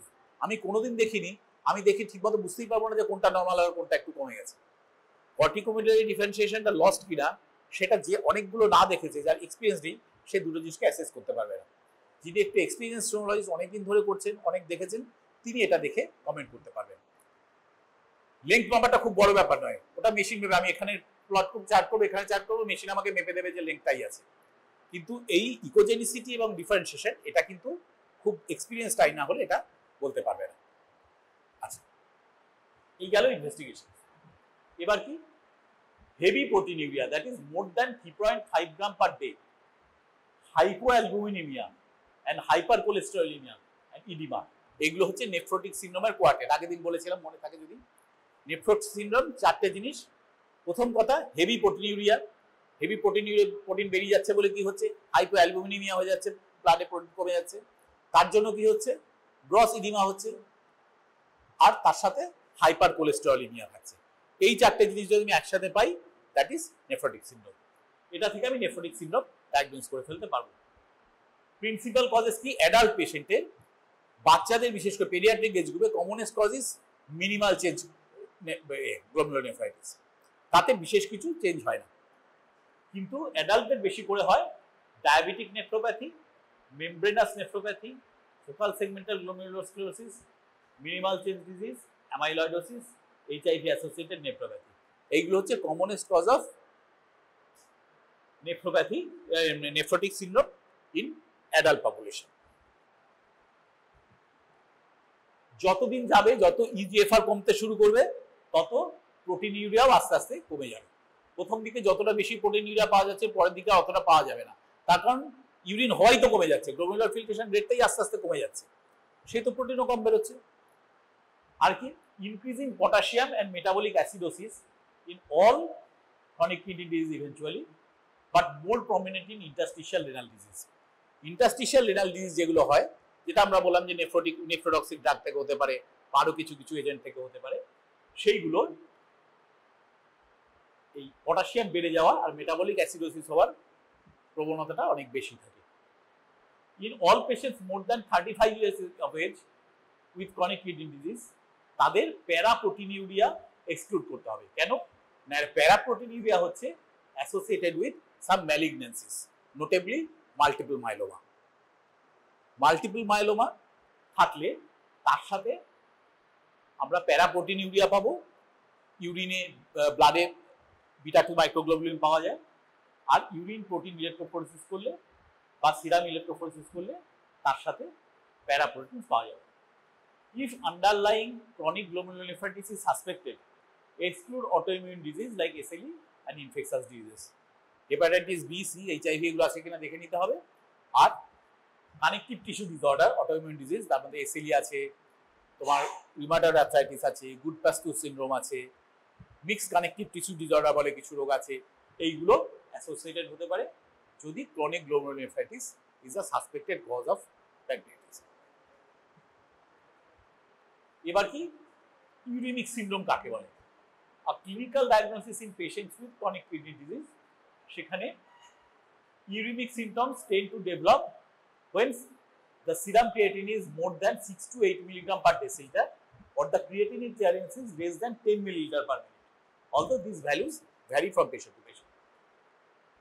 Symptoms কি কি, ওই প্রথমে যেটা বলেছিলাম যে নন স্পেসিফিক ক্লিনিক্যাল ফাইন্ডিংস যেগুলো থাকে সেগুলোই হচ্ছে ফিচার অফ ইউরিমিক সিনড্রোম। পেশেন্টের খিদে থাকবে না, অ্যানোরেক্সিয়া হওয়ার জন্য তার ওয়েট লস হবে, পেশেন্টের ডিসনিয়া হবে, কেন, তার মেজর কজ হচ্ছে অ্যানিমিয়া থাকার জন্য, ফ্যাটিক হবে, মাসেল ফ্যাটিক হবে due to metabolic causes, generalise pruritus থাকবে, সারা গা চুলকবে পেশেন্টের, স্লিপ অ্যান্ড টেস্ট ডিস্টারবেন্স থাকবে, পেশেন্টের কনফিউশন হবে এবং আদার ফর্মস অফ এনকেফালোপ্যাথি হতে পারে। কনফিউশন হবে, তার নানা রকম ফোকাল নিউরোডেফিসিট হতে পারে, লেট স্টেজে কনভালশন হতে পারে, ফুড ড্রপ হতে পারে, রেস্টলেস লেগ সিনড্রোম হতে পারে, এগুলো সবই একটা একটা করে হতে পারে। ফিজিক্যাল এক্সামিনেশন আমরা কি ফাইন্ডিংস কি পাবো? তার হাইপারটেনশন পাবো, তার রেস জেভিপি পাবো, তার মাসেল ওয়েস্টিং পাবো, অ্যাস্টারিক্সিস মানে ট্রেমার পাবো, এসকোরিয়েশনস মানে পেশেন্ট চুল করছে, চুল করতে গিয়ে হাত মানে গায়ে খসখসে দাগ হয়ে আছে, চুলকোনোর দাগ পাবে, এক্সকোরিয়েশনস, একাইমোসিস মানে চমড়ার তলায় ব্লিডিং পেতে পারো, প্যাচ পেতে পারো, মিউকোজাল হেমারেজ পেতে পারো, পেরিকার্ডিয়াল আর প্লুরাল লাভ পেতে পারো।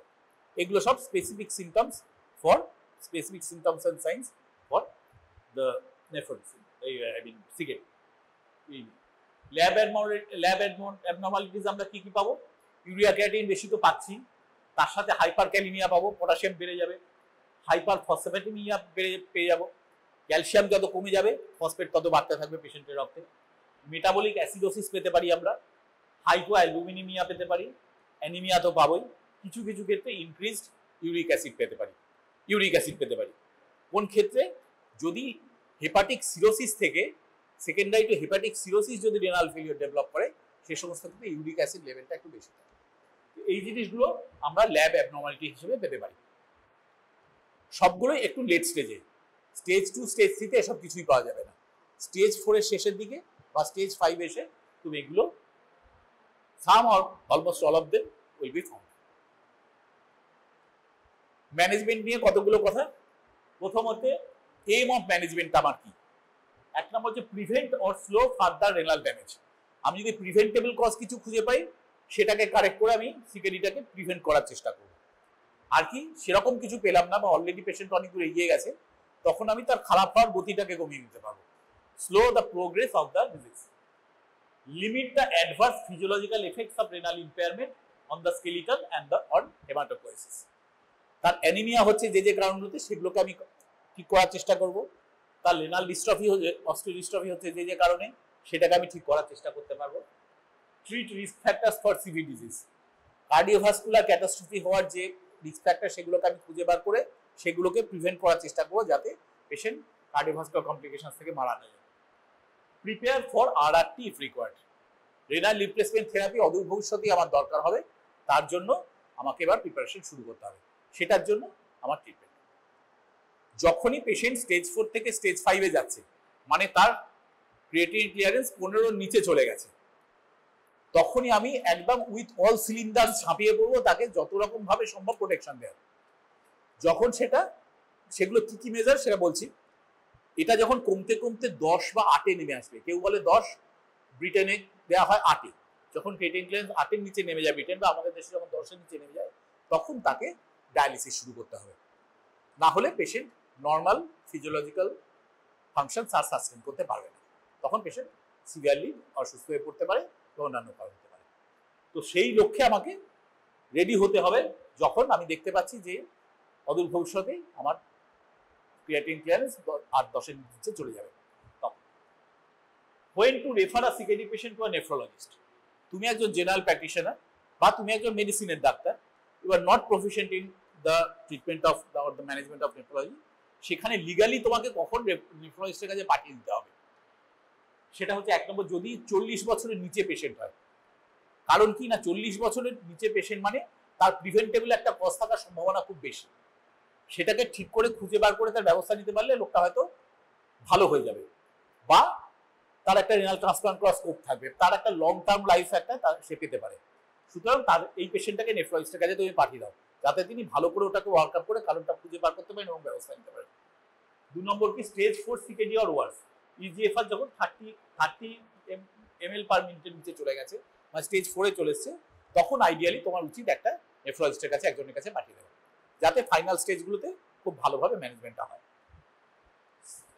3 নম্বর কি, rapid ডিটেরিওরেশন in renal function.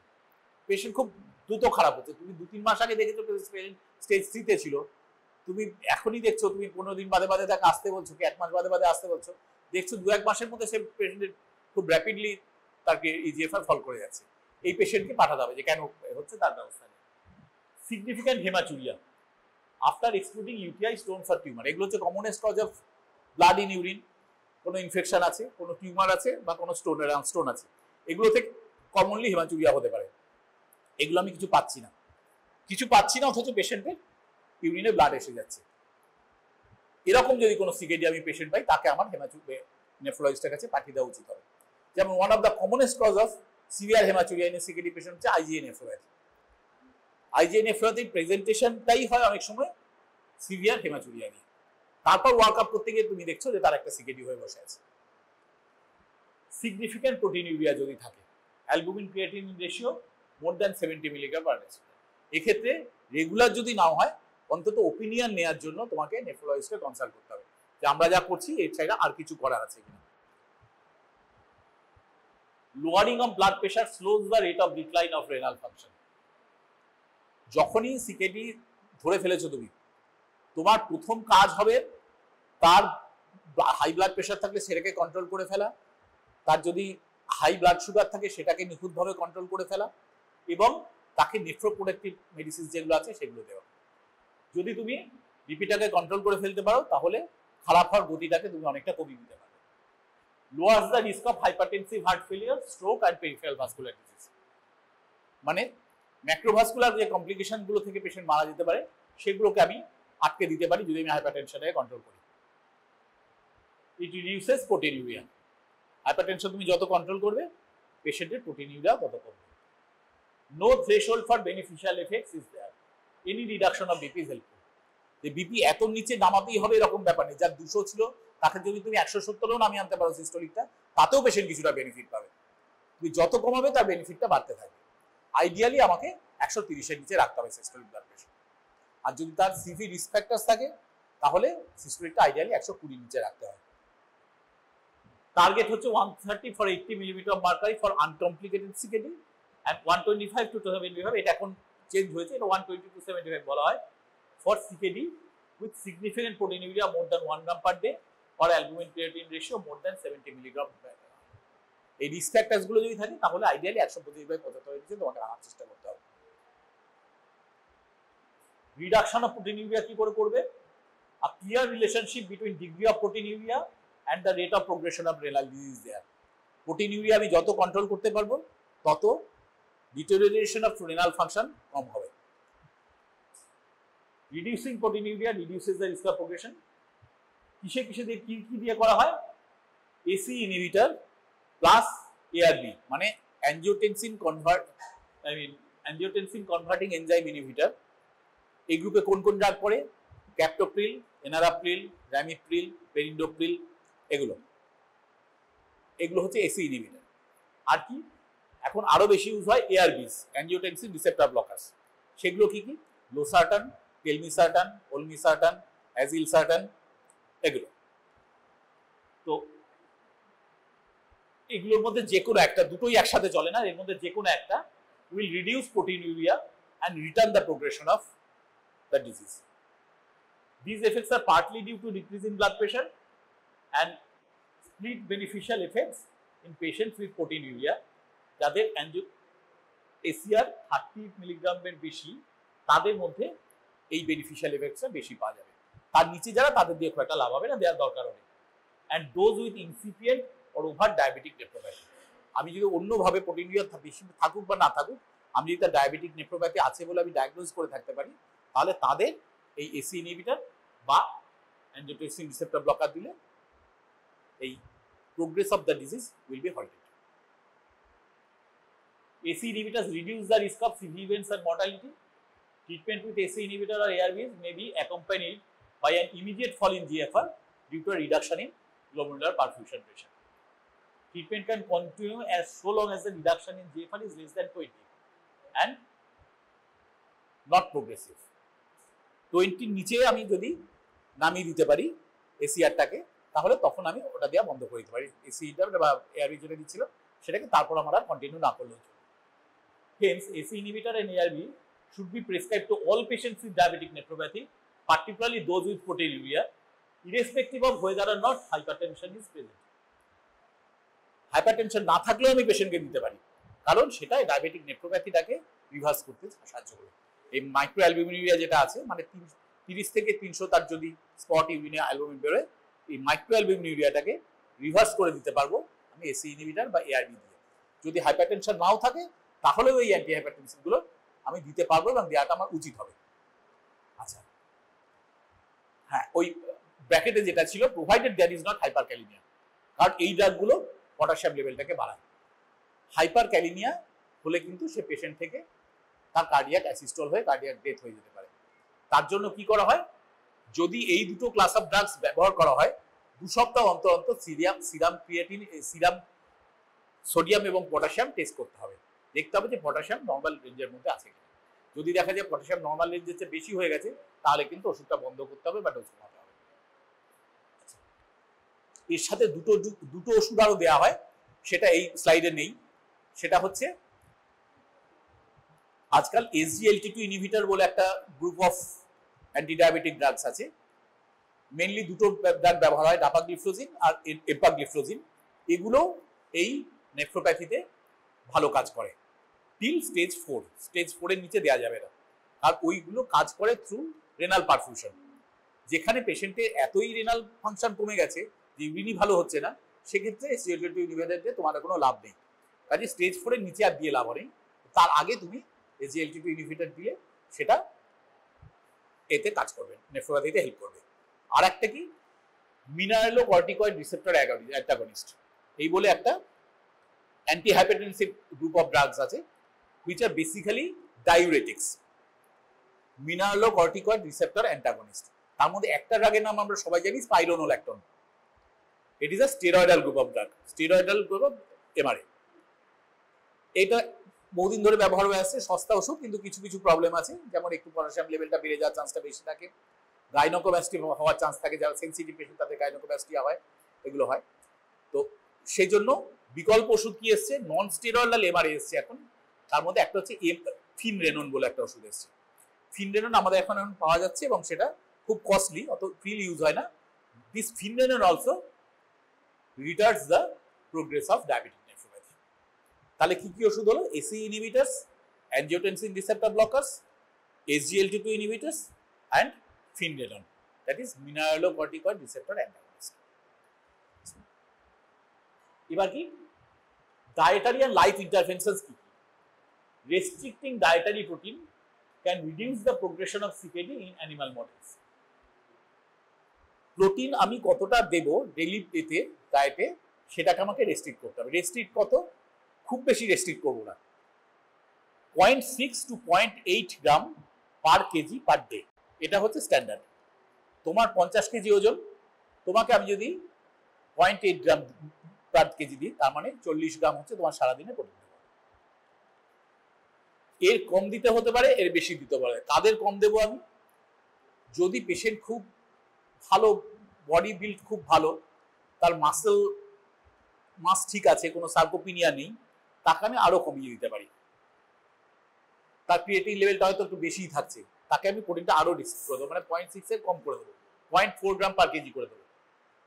R patient যদি খুব ক্যাটাবলিক হয়, খুব রোগা, ক্যাচেকটিক, একদম ভীষণ অপুষ্টিতে ভুগছে, তার এমনি মাসেল মাস ভীষণ কম, তাকে আমি যদি প্রোটিন রেস্ট্রিক্ট করে দিই, সেটা আরো খারাপ হয়ে যাবে। তাকে আমি 0.8 এর জায়গায় 1 গ্রাম অবধি প্রোটিন দিতে পারি। ঠিক আছে, এইগুলো ইন্ডিভিজুয়ালাইজ করতে পারবে হবে। পেশেন্টের ওজন কেমন, তার স্বাস্থ্য কেমন, তার খাদ্যাভ্যাস কিরকম, এইগুলো দেখে আমাকে একটু কমা বাড়া ইন্ডিভিজুয়ালাইজ করতে হবে। But the standard is 0.6 to 0.8 gram per KG per day, ideally animal protein. ঠিক আছে, কিন্তু কোনো মাংস খাবে না পেশেন্ট, এদের মিট কিন্তু বারণ। মিট বারণ কেন? ওতে ফসফেট বেশি থাকে। যেহেতু পেশেন্টের এমনি ফসফেট লেভেল হাই থাকে, সেহেতু আমাকে লো ফসফেট কন্টেনিং ডায়েট দিতে হবে। হাই ফসফেট কন্টেনিং ডায়েট কি কি? 1 নম্বর হচ্ছে মিট, 2 নম্বর হচ্ছে মিল্ক প্রোডাক্টস, চিজ, এগুলো হচ্ছে বেশি ফসফেট কন্টেনিং, এগুলোকে রেস্ট্রিক্ট করতে হবে। আমরা পেশেন্টদের বলি আপনি দুধ খেতে পারেন, ছানা খেতে পারেন, কিন্তু দই বা ঘোল খাবেন না, চিজ খাবেন না। আমাদের দেশে চিজ লোক এটা খায় না, সেই চিজটা আমরা আলাদা করে বলি না। হাই সোসাইটির লোক হলে বলে দেবো, কিন্তু একটা মধ্যবিত্ত বা গরিব পেশেন্ট আমি চিজ খাবে না বলবো, এটা বুঝবেই না কি বলছি। কিন্তু দুধ বা ছানা সে খেতে পারে, দই বা ঘোল খাবে না। আর কি, all patients of 4 and 5 should be advised to prevent excessive consumption of protein. Recommendation is 0.6 to 0.8 gram per day to be individualized, যেটা এতক্ষণ বললাম। Ensure adequate calorie intake. তার বডি ওয়েট অনুযায়ী, তার সেক্স অনুযায়ী, তার লেভেল অফ অ্যাক্টিভিটি অনুযায়ী table দেখে তার কত ক্যালোরি আইডিয়া দেওয়া উচিত, সেটা দেখে আমাকে সেই অনুযায়ী মোটামুটি একটা বলতে হবে যে আপনার এত ক্যালোরি আপনার খাওয়া যাবে। ক্যালোরি বলে তো পেশেন্ট বুঝবে না। আমাদের সাধারণত ডায়েট চার্ট করা থাকে, 1200 ক্যালোরি চার্ট আছে, 1400 ক্যালোরি চার্ট আছে, 1600 ক্যালোরি চার্ট আছে, 1800 ক্যালোরি চার্ট আছে। তুমি একটা চার্ট পেশেন্টকে ধরে দিতে পারো, তাতে অনেক রকম ভ্যারিয়েশন দিয়ে করে দেওয়া আছে, সেটা ফলো করতে পারে। বা যদি পেশেন্ট অতটা ইন্টেলিজেন্ট না হয় বা সেরকম সোশিও ইকোনমিক স্ট্যাটাসের না হয়, তো মোটামুটি মুখে বলে দেবে যে আপনি এই জিনিসগুলো খাবেন না, এই জিনিসগুলো খাবেন, এগুলো কম খাবেন, এভাবে বলে দেবে। Limit potassium and phosphate intake. Potassium intake তো কমাতেই হবে, ফসফেট ইনটেক কি খাও, কি কম খেলে ইনটেক কম, সেটা বলে দিলাম। পটাশিয়াম ইনটেক কি করে কমানো যাবে? 1 নম্বর হচ্ছে কোনো টক ফল খাবে না। লেবু, মৌসুম্বি, বাতাবি লেবু, এগুলোতে পটাশিয়াম বেশি থাকে, এগুলো খাওয়া চলবে না বেশি। যেগুলো জাঙ্ক ফুড বা ফুড সাপ্লিমেন্টস, এগুলোর বেশিরভাগই পটাশিয়াম ফসফেট কন্টেন্টগুলো অনেক বেশি থাকে, সল্ট কন্টেন্ট অনেক বেশি থাকে, এগুলো অ্যাভয়েড করতে বলতে হবে। ঠিক আছে, আচার, চাটনি, টক, এগুলোতে পটাশিয়াম কন্টেন্ট অনেক বেশি থাকে, এগুলো পেশেন্টকে রেস্ট্রিক্ট করতে বলতে হবে। আর কি, সবজিগুলো যেগুলো খাবে, সবজিটা কেটে নিয়ে 10 থেকে 15 মিনিট গরম জলে পেশেন্ট ভিজিয়ে রাখবে, দিয়ে জলটা ফেলে দিয়ে তারপর সবজিটাকে রান্না করবে। বলে দিতে হবে বাড়ির লোককে, যা কেয়ার গিভারকে, যে এইটুকু জিনিসই ওনার জন্য আপনাকে আলাদা করে রান্না করতে হবে, বাকি সবকিছু আপনারা যা খান উনি তাই খাবেন, শুধু এই কয়েকটা জিনিস ছাড়া। ওই যে জল গরম জলে ভিজিয়ে ফেলে দেওয়া 15 মিনিট, এটাকে বলা হয় লিঞ্চিং, LYNCHING, লিঞ্চিং। লিঞ্চিং করলে কি হবে, এক্সেস পটাশিয়াম, এক্সেস ফসফেট এগুলোই জলের সাথে বেরিয়ে যায়। Stop smoking for obvious reasons, reduces cardiovascular disease. Exercise and weight loss করতে হবে যদি পেশেন্টের সেরকম ফ্লুইড ওভারলোড থাকে বা ওবেসিটি থাকে। লিপিড লোয়ারিং থেরাপি করতে হবে। কি, hypercholesterolemia is almost universal in patients with significant proteinuria. Hypertriglyceridemia is also very common, and lipid lowering slows the progress of CKD and also reduces the vascular events in non-dialysis patients. Cardiovascular event গুলো অনেক কমিয়ে দেওয়া যাবে যদি তার dyslipidaemia মানে হাইপারট্রাইগ্লিসাইডিমিয়া বা hypercholesterolaemia আমরা যে কন্ট্রোল করে দিতে পারি। ট্রিটমেন্ট অফ অ্যানিমিয়া কি কি? Common in patients with GFR less than 30, contributes to many non-specific symptoms. ওই যে তার ক্লান্ত লাগতো, মাথা ঘুরতো, হাঁটতে গেলে শ্বাসকষ্ট হতো, অ্যাপেটাইট কমে গেলে, এগুলো সবই অ্যানিমিয়ার জন্য। Recombinant human erythropoietin or RHUFO বলা হয়, or darbepoetin, these are effective in correcting anemia and improving the associated morbidity. Does not affect mortality. আমরা অ্যানিমিয়ার যে 5টা কারণ দেখেছিলাম মনে করো, আয়রন অ্যাবজর্পশন হচ্ছে না বা অ্যাসিমিলেটেড হচ্ছে না, তার ইউরিমিক টক্সিনের জন্য হিমোগ্লোবিন প্রোডাকশনই কম হচ্ছে, বোন ম্যারোটা এমনি সাপ্রেসড হয়ে আছে, তার এরিথ্রোপয়েটিন কম থাকছে, সেই জন্য ঠিক মতো প্রোডাকশন হচ্ছে না, রেড সেল সার্ভাইভাল কমে যাচ্ছে, আর কি ব্লিডিং টেন্ডেন্সিটা বেশি আছে। এই মেনলি 5টা কারণ। তার মধ্যে এরিথ্রোপয়েটিনের অভাবটা আমরা পূরণ করে দিতে পারি by supply synthetic erythropoietin or darbepoetin from outside. Target haemoglobin level is usually 10 to 12 gram per decilitre. এই 10 থেকে 12 কেন, তার বেশি করতে গেলে অনেক সময় ভেনাস থ্রম্বোসিস হয়ে যাওয়ার ভয় থাকে। আমার টার্গেট থাকবে 10 থেকে 12 তুললে তাহলেই আমার হয়ে যাবে। Correcting hemoglobin to normal levels may cause hypertension and thrombosis, especially of the AV fistula. RHUFO is less effective in iron deficiency. যদি পেশেন্টের আয়রন স্টোরই কম থাকে তাহলে আমার ইথ্রোপয়েটিন দিয়েও কিছু লাভ নেই, কাজে আয়রন এটা করতে হবে, স্টোরটাকে রিপ্লেনিশ করতে হবে। তার জন্য কি করবো, আমি ওরাল আয়রন খুব বেশি বাড়িয়ে লাভ নেই, যতটা আমার দেওয়ার সেটাই দেবো, কিন্তু যেহেতু অ্যাবজর্পশন কম হয় সেহেতু প্রচুর ওরাল আয়রন দিয়েও আমার লাভ হবে না। এক্ষেত্রে প্যারেন্টাল আয়রন থেরাপি করা হয়, ইনজেক্টেবল আয়রন দেওয়া হয় পেশেন্টকে। অ্যাক্টিভ ইনফ্লামেশন আর ম্যালিগনেন্সি যদি থাকে তাহলেও এরিথ্রোপয়েটিন অতটা ভালো কাজ করবে না, because iron is being consumed elsewhere. Aluminium overload যদি থাকে, অনেক আগে আমরা যখন স্টুডেন্ট ছিলাম বা এই হাউস স্টাফ ছিলাম তখন হাইপারফসফেটেমিয়ার একটা ট্রিটমেন্ট ছিল অ্যালুমিনিয়াম হাইড্রক্সাইড দেওয়া। অ্যালুড্রক্স জেল বলে একটা ওষুধ পাওয়া যেত, অ্যান্টাসিড। অ্যালুড্রক্স জেল খেলে কি হতো, ওই অ্যালুড্রক্স জেলটা গাটে আমার খাবারের সাথে যে এটা আছে ফসফেটটা আছে সেটাকে চিলেট করে পায়খানার সাথে বার করে দিত। এটা খুব পপুলার ট্রিটমেন্ট ছিল, খুব সস্তাও ছিল। অ্যালুমিনিয়াম হাইড্রক্সাইডের কি দাম, কিন্তু এতে সমস্যা ছিল এই অ্যালুমিনিয়াম শরীরে ডিপোজিটেড হতো, অ্যালুমিনিয়াম টক্সিসিটি হতো। তো সেই অ্যালুমিনিয়াম টক্সিসিটি যদি অ্যালুমিনিয়াম ওভারলোড যদি থাকে সেক্ষেত্রেও এরিথ্রোপয়েটিন যথেষ্ট ভালো কাজ করবে না। ডোজ কত? এরিথ্রোপয়েটিনের ডোজ হচ্ছে 2000 থেকে 10,000 ইউনিট অবধি দিতে হতে পারে পার উইক সাবকিউটেনিয়াসলি। সেটা একবারেও দেওয়া যেতে পারে, 2বার বা 3বারে ভাগ ভাগ করেও দেওয়া যেতে পারে। আর ডারবাপয়েটিন যদি আমি দিই 25 to 40 weeks per week subcutaneously এটা দেওয়া হয়। ফ্লুইড ইলেকট্রোলাইট ব্যালেন্স, পেশেন্টের যদি ফ্লুইড রিটেনশন থাকে তাহলে সোডিয়াম ইনটেক কমিয়ে দিতে হবে 100 মিলিমোলের কম। তার সাথে আমার ডায়োরেটিক দিতে হতে পারে যাতে এক্সেস ফ্লুইডটাকে আমি বার করে দিতে পারি। হাইপারক্যালিমিয়া যদি থাকে তাহলে প্রথমে আমাকে ড্রাগটা রিভিউ করতে হবে যে এমন কোনো ওষুধ আমি দিচ্ছি কিনা যেটাতে পটাশিয়াম বেড়ে যাচ্ছে। যেমন ধরো পেশেন্ট স্পাইরোনোল্যাকটোন পাচ্ছিল, পটাশিয়াম বেড়ে যাবে। পেশেন্ট একটা এআরবি পাচ্ছিল, পটাশিয়াম বেড়ে যাবে। এরকম কিছু যদি পায় সেটাকে আমাকে বন্ধ করতে হবে। আর কি লিখে দিয়েছি যে এআরবি, এসিআই, স্পাইরোনোল্যাকটোন এগুলো করতে হবে। কারেকশন অফ অ্যাসিডোসিস করতে হবে যদি অ্যাসিডোসিস থাকে। পটাশিয়াম ইনটেক কমিয়ে দিতে হবে 70 মিলিমোল পার লিটার অবধি। কি কি পটাশিয়াম কন্টেনিং খাবার সেগুলো বললাম তখন, আরো কিছু বইতে পেয়ে যাবে। এতে যদি না হয় তাহলে কি কি করতে হবে, 4টে মোট রাস্তা আছে পটাশিয়াম কমানোর। প্রথমে হচ্ছে পটাশিয়াম বাইন্ডিং রেজিন, তার নাম হচ্ছে ক্যালসিয়াম রেজোনিয়াম। এটা হচ্ছে শর্ট টাইমে, মানে একটা পাউডারের মতো পাওয়া যায়, স্যাচেটে পাওয়া যায়। অল্প জলে গুলে, ধরো 100 ml জলে একটা স্যাচেট গুলে তুমি খাইয়ে দেবে, দিনে 3বার করে খাবে। ওই আয়ন এক্সচেঞ্জ রেজিনটা কি করবে, খাবারের সাথে যে পটাশিয়ামটা আছে সেটাকে চিলেট করে পায়খানার সাথে বার করে দেবে, অ্যাবজর্ব হতে দেবে না। কাজে এটা হতে একটু সময় লাগবে, খুব র্যাপিড কাজ করবে না, আবার খুব বেশি দিনও এটা করা যাবে না, তুমি দিনের পর দিন মাসের পর মাস এই ট্রিটমেন্ট চালিয়ে যেতে পারবে না। আর কি plasma bicarbonate maintaining above 22 millimole per litre by giving sodi bicarb supplementation. এটা সোডি বাইকার্ব বিভিন্ন ব্র্যান্ড নেমে পাওয়া যায়, নোডোসিস বলে একটা ওষুধ আছে, সোবিসিস বলে একটা ওষুধ আছে, এগুলো 1 গ্রাম করে 3 বার দিয়ে তুমি শুরু করবে। এরা কি করবে, মেটাবলিক অ্যাসিডোসিসটাকে কারেক্ট করে দেবে, তাতে পটাশিয়াম অ্যাবজর্পশনটা কমে যাবে। আর কি if increase sodium causes hypertension or oedema, then calcium carbonate up to 3 gram daily is an alternative. It binds dietary phosphate. Renal bone disease ওটা তো অল্প স্বল্প বললামই, তখন ট্রিটমেন্ট করতে হবে with active vitamin D metabolite, মানে 1 আলফা হাইড্রক্সি ভিটামিন ডি আর 125 dihydroxy D3 দিয়ে করতে হবে যাদের হাইপোক্যালসিমিয়া হয়ে গেছে বা যাদের পিটিএইচ লেভেল বেড়ে গেছে অনেক। যত হাইপোক্যালসিমিয়া হবে প্যারাথর্মোন লেভেল বাড়বে, সেটা যদি টুয়াইস এর বেশি বেড়ে গিয়ে থাকে তাহলে আমাকে অ্যাক্টিভ ভিটামিন ডি3 আলাদা করে দিতে হবে। আর ডোজটাকে আমার অ্যাডজাস্ট করতে হবে, প্যারাথাইরয়েডের লেভেলটাকে নরমালে 2 to 4 টাইমস এর মধ্যে রাখার।